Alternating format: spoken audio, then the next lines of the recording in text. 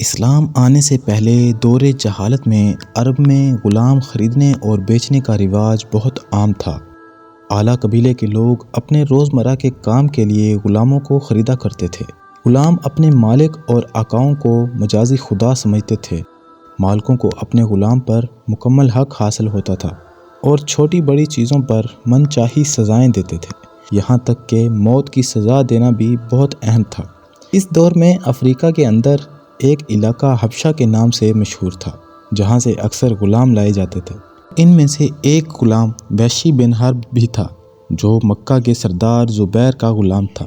یہ غلام نہ صرف اونچے قد اور تندرست جسم کا مالک تھا، بلکہ تلوار بازی اور تیر بازی میں بھی بڑی مہارت رکھتا تھا، اور یہی وجہ تھی اس کا مالک اسے بہت پسند کرتا تھا اور کبھی بیچنے کا نہیں سوچتا تھا۔ ایک دفعہ آپ صلی اللہ علیہ وآلہ وسلم مسجد کے اندر تشریف فرما تھے کہ اچانک وحشی بن حرب مسجد کے اندر داخل ہوا اور کہنے لگا، اللہ ایک ہے اور آپ صلی اللہ علیہ وآلہ وسلم ان کے نبی اور رسول ہیں۔ آپ صلی اللہ علیہ وآلہ وسلم نے نگاہ اٹھائی اور اس غلام کو دیکھتے ہی آپ صلی اللہ علیہ وآلہ وسلم نے نظریں پھیر لیں اور کہنے لگے، تیرا اسلام قبول ہے، مگر تجھ پہ افسوس ہے، میری نظروں سے دور ہو جا اور آئندہ کبھی میرے سامنے مت آنا۔ آخر اس غلام نے ایسا کیا کام کیا تھا کہ اسلام قبول کرنے کے بعد بھی آپ صلی اللہ علیہ وآلہ وسلم نے سخت ناراضگی اور غم کا اظہار کیا؟ جب سرکار دو عالم صلی اللہ علیہ وآلہ وسلم کی نبوت شروع ہوئی تو کفار اور مشرکین نے مسلمانوں کو تنگ کرنا شروع کر دیا۔ اسلام کی بقا اور کفار کی شرارتوں کے نتیجے میں سن 2 ہجری میں مسلمانوں اور مشرکین کے درمیان پہلی بڑی جنگ لڑی گئی، جس کو غزوہ بدر کہتے ہیں۔ اس جنگ میں چند گنے چنے مسلمانوں نے قریش کے 1000 سپاہیوں کو دھول چٹا دی اور ان کو شکست دے کر ان کے غرور اور تکبر کو مٹی میں ملا دیا۔ اس جنگ میں قریش کے بڑے بڑے سردار مسلمانوں کے ہاتھوں قتل ہوئے، جن میں ابو جہل، عدوہ، شیبہ اور بنو امیہ کے بڑے بڑے سردار شامل تھے۔ ان سرداروں کو آپ صلی اللہ علیہ وآلہ وسلم کے چچا امام علی اور امیر حمزہ نے قتل کیا تھا۔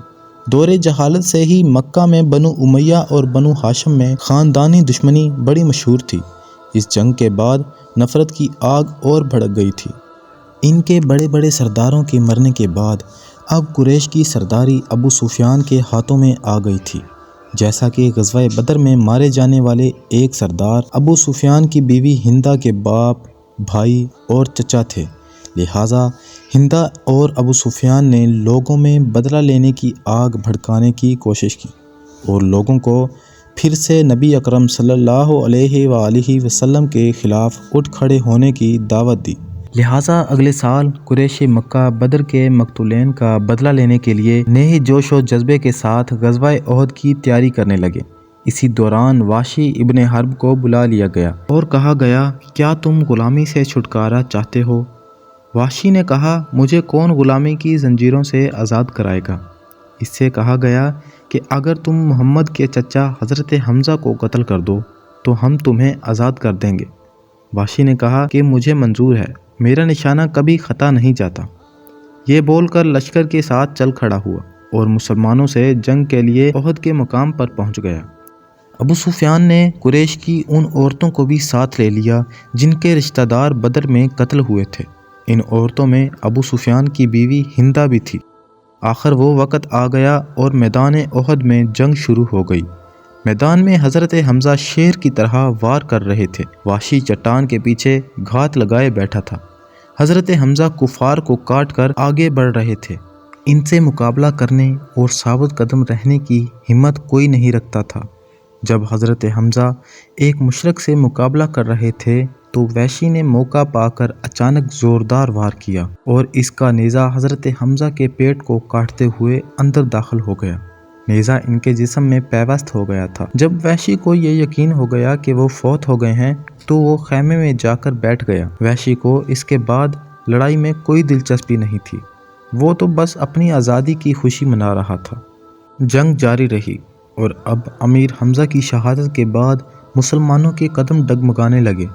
مسلمان شہید ہوتے گئے اور اس وقت ہندہ عورتوں کو ساتھ لے کر مسلمانوں کی لاشوں کے پاس گئی۔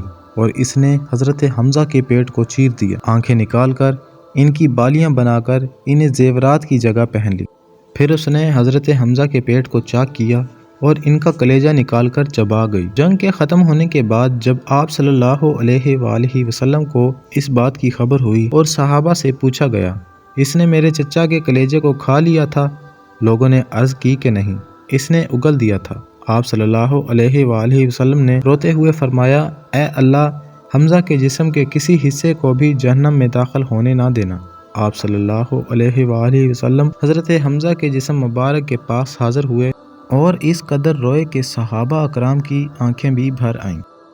جب آپ صلی اللہ علیہ وآلہ وسلم مدینہ تشریف لائے اور مدینہ کی عورتوں کو اپنے اپنے عزیز کی شہادت پر روتے ہوئے دیکھا تو فرمایا، افسوس، حمزہ کے لیے رونے والا کوئی نہیں۔ جب کفار مکہ واپس لوٹے تو وعدے کے مطابق وحشی کو آزاد کر دیا گیا۔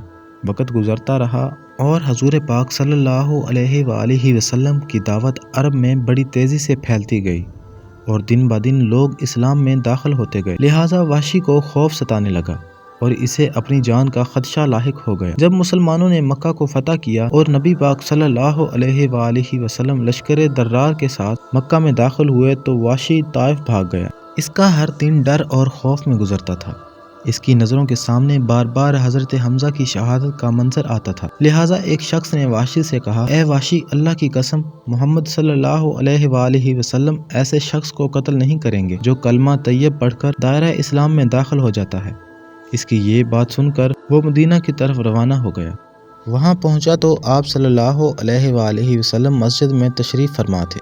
وحشی لوگوں سے چھپتے ہوئے مسجد میں داخل ہوا اور آپ صلی اللہ علیہ وآلہ وسلم کے سامنے کھڑے ہو کر بلند آواز میں کہا کہ میں شہادت دیتا ہوں اللہ ایک ہے اور محمد صلی اللہ علیہ وآلہ وسلم ان کے رسول ہیں۔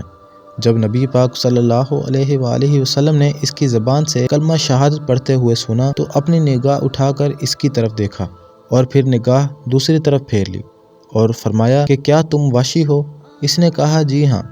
آپ صلی اللہ علیہ وآلہ وسلم نے اپنے عزیز چچا کے قاتل کو مارنے کا حکم نہیں دیا اور فرمایا کہ وحشی کو کچھ نہ کہو۔ ایک شخص کا اسلام قبول کرنا مجھے اس چیز سے بہت عزیز ہے کہ میں 1000 کافروں کو قتل کر دوں۔ آپ صلی اللہ علیہ وآلہ وسلم نے وحشی سے کہا، بیٹھو اور مجھے بتاؤ کہ تم نے امیر حمزہ کو کیسے قتل کیا۔ وحشی وہاں بیٹھ گیا اور پورا واقعہ بیان کیا۔ جب وحشی نے پورا واقعہ بتا دیا تو آپ صلی اللہ علیہ وآلہ وسلم نے غصے سے منہ دوسری طرف پھیر لیا اور کہا، اے وحشی، تم پہ افسوس ہے، میری نظروں سے دور ہو جا اور آج کے بعد میں تمہیں نہ دیکھوں۔ اس دن سے وحشی آپ کی نظروں سے دور رہنے لگا۔